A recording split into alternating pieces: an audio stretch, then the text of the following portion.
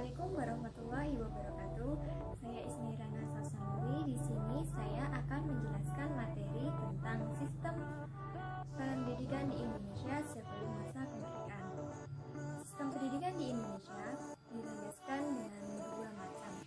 Yang pertama berdasarkan landasan agama, dan yang kedua berdasarkan kepentingan pendidikan. Baik, untuk penjelasan yang pertama adalah berdasarkan landasan agama. Landasan yang pertama adalah berdasarkan animisme dan humanisme. Sistem pendidikan ini menganut masih bersifat tradisional, kemudian pengajarannya dan penerapannya berada di lingkungan keluarga. Metode yang dilakukan adalah secara lisan.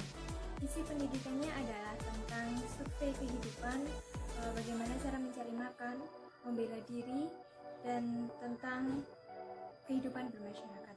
Adapun tujuan pendidikan ini adalah untuk cara kita mencari pengetahuan, kemudian cara bersikap, bagaimana cara kita tata cara nilai-nilai untuk menyembah arwah roh nenek moyang. Sistem pendidikan ini tidak berlangsung lama karena seiring perkembangannya zaman masuklah sistem pendidikan agama Hindu-Buddha. Sistem pendidikan ini dibawa oleh para pedagang dari India. Praktik pertamanya berada di Kerajaan Kutai, tepatnya di Kalimantan. Sistem pendidikan ini diajarkan oleh para Brahmana, mereka yang menyelenggarakan pendidikan dan pelajaran. Adapun materi yang diajarkan adalah tentang teologi, ilmu agama, ilmu bahasa atau ilmu cakapan, ilmu sosial adalah ilmu bermasyarakat, ilmu perbintangan atau ilmu eksakta, dan ilmu pasti yaitu ilmu perhitungan. Namun sistem pendidikan ini tidak berlangsung lama karena pendidiknya berada di padepokan, kemudian untuk ruang lingkup materinya belum terlalu banyak, hanya terdapat materi agama dan spiritual, juga jumlah murid yang relatif lebih sedikit. Pelaksanaan untuk pendidikannya adalah berada di padepokan, kemudian untuk kemampuan kejuruan itu diturunkan secara turun-temurun berdasarkan lapisan kasta masing-masing. Setelah sistem pendidikan agama Hindu-Buddha berakhir, masuklah sistem pendidikan agama Islam. Pendidikan agama Islam dilakukan di pondok pesantren, di musola, dan madrasah. Untuk pendidikan di musola diajarkan atau dibina oleh para guru pengaji, di mana tingkatannya lebih rendah di bawah kiai. Kemudian untuk di pondok pesantren dilakukan pemondokan secara sederhana. Untuk guru mengajinya, untuk guru pembimbingnya itu tidak mendapatkan gaji atau upah karena memotivasi para santri semata-mata karena Allah. Begitupun para santrinya, mereka tidak dipaksa atau secara sukarela untuk belajar.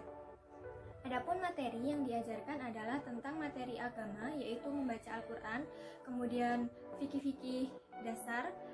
Selain itu juga mengajarkan ilmu pengetahuan umum, ada ilmu astronomi, dan tentang pengobatan. Ilmu sistem pendidikan agama ini berlangsung dari sejak zaman kolonial Belanda dan bertahan hingga sekarang. Pertama, muncullah sistem pendidikan dengan landasan kepentingan penjajah, menjadi alasan di mana kependidikan itu muncul. Yang pertama ada masa Portugis, di mana masa Portugis ini mereka mendirikan sebuah sekolah atau yang disebut seminar. Tokohnya adalah Frans Xavier. Berdirinya sekolah yang pertama berada di Ternate pada tahun 1536 untuk orang-orang anak-anak orang yang terkemuka.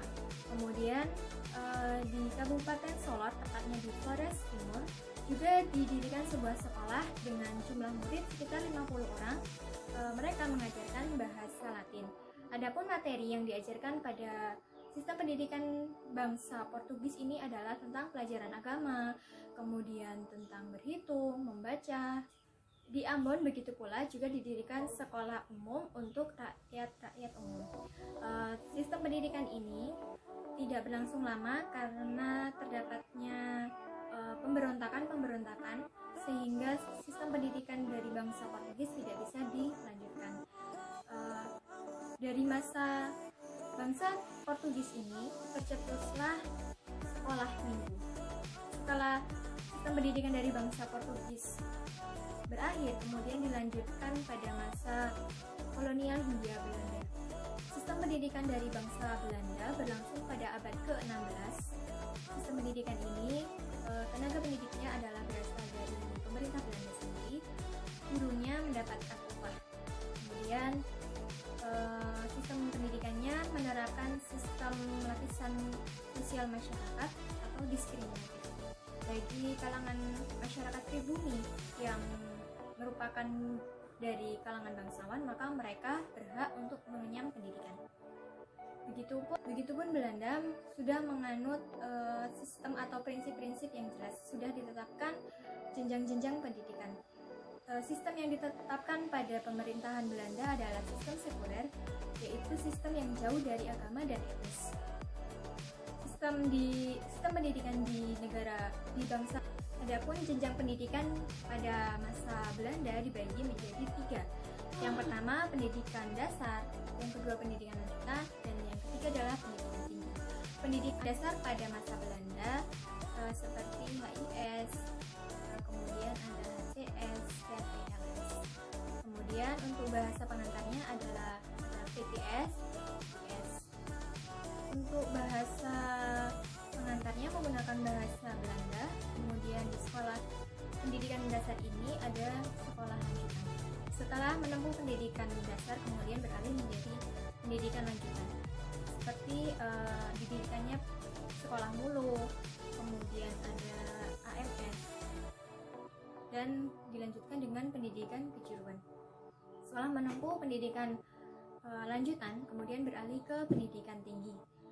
Pada waktu itu terdapat sekolah Stovia pada tahun 1902, kemudian beralih menjadi NIAS pada tahun 1913, dan ada GHS yang waktu itu juga menjadi cikal bakal adanya Fakultas Kedokteran di Universitas Indonesia. Adapun materi yang diajarkan adalah tentang membaca, kemudian menulis, dan tata cara sembahyang.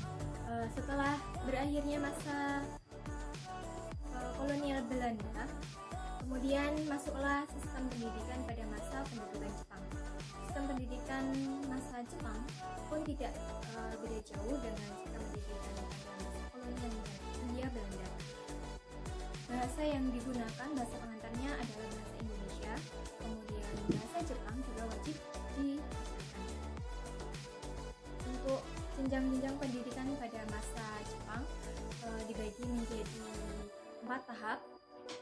Yang pertama pendidikan dasar, yang kedua pendidikan lanjutan, yang ketiga pendidikan menengah, dan keempat adalah pendidikan tinggi.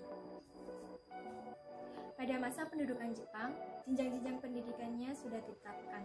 Yang pertama pendidikan dasar, kemudian ada pendidikan lanjutan, yang ketiga pendidikan kejuruan, dan yang ketiga pendidikan tinggi. Pendidikan dasar pada masa Jepang yaitu dengan istilah Kokumengako atau sekolah rakyat yang berlangsung selama 3 tahun. Sekolah rakyat ini dikonversi namanya dari sekolah dasar yang berlangsung selama 3-5 tahun pada masa Hindia Belanda. Setelah menempuh pendidikan dasar, kemudian beralih ke pendidikan lanjutan yang dengan istilah Sotojugaku atau setara dengan sekolah menengah pertama ditempuh selama 3 tahun. Sekolah menengah ini untuk kaum pria bernama Jugaku, dan untuk kaum wanita adalah dengan nama Jiugaku, yang masing-masing ditempuh selama 3 tahun. Setelah menempuh pendidikan lanjutan, kemudian beralih ke pendidikan kejuruan, di mana sekolah lanjutan dari pendidikan lanjutan atau sekolah menengah tadi. Di sini sekolahnya adalah bentuk vokasional, di mana materinya yang diajarkan adalah tentang vokasi pertukangan, pelayaran, teknik, pendidikan. Kemudian ada juga pertanian. Setelah menempuh pendidikan kejuruan ini, maka akan menempuh pendidikan tinggi. Selain itu, Jepang juga membentuk sekolah khusus dan mempropagandakan semangat bangsa Jepang dalam jumlah besar kepada para anak didiknya.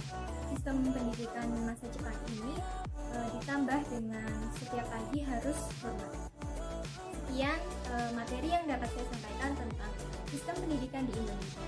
Kurang dan lebihnya saya mohon maaf. Wassalamualaikum warahmatullahi wabarakatuh.